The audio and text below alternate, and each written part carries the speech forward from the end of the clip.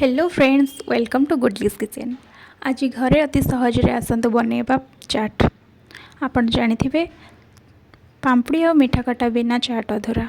Fast पांपड़ी बनैबा पई किछि मैदारे लूण तेल पकई भल भाबे चकड़ी देबे। ध्यान देबे डोटी जेमती नरम न हुए। डो को छोट छोट गुला करी बेली सेथिरे टिके फुट करी नबा। एमिति कले पांपड़ीटी छाणिला बेले फुलिबनी। एबे तेल गरम करी बेलिकी रखिथिबा पांपड़ी को पकई 10 रु 15 मिनिट सिम रे छाणी देले ही रेडी हो जिवो पांपड़ी।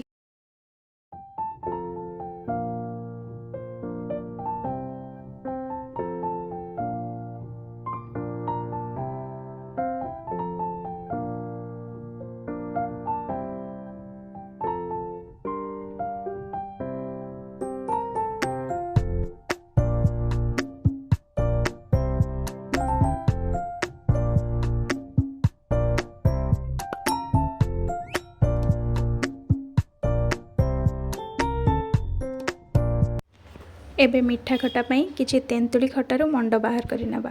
कड़ाई रे किछि तेल, गोटा जीरा, भुटसुंगा पत्र, चीनी, लूण बाहर करी रखिथिबा तेंतुली मंड देई कलर पई टिके फूड कलर पकई फुटै देले हमर मीठा खटा भी रेडी हो जिवो।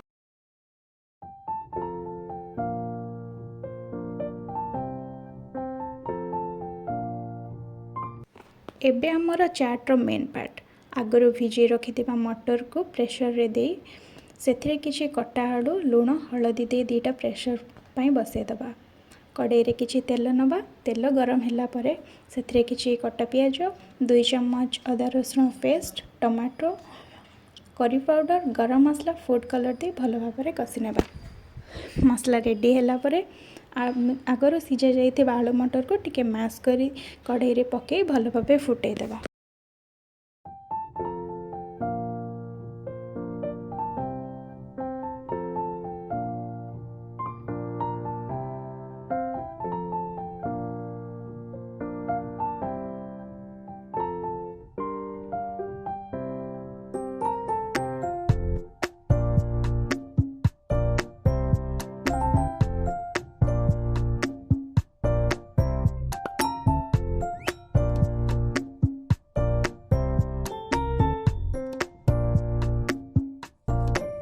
एबे गोटे प्लेट नबा।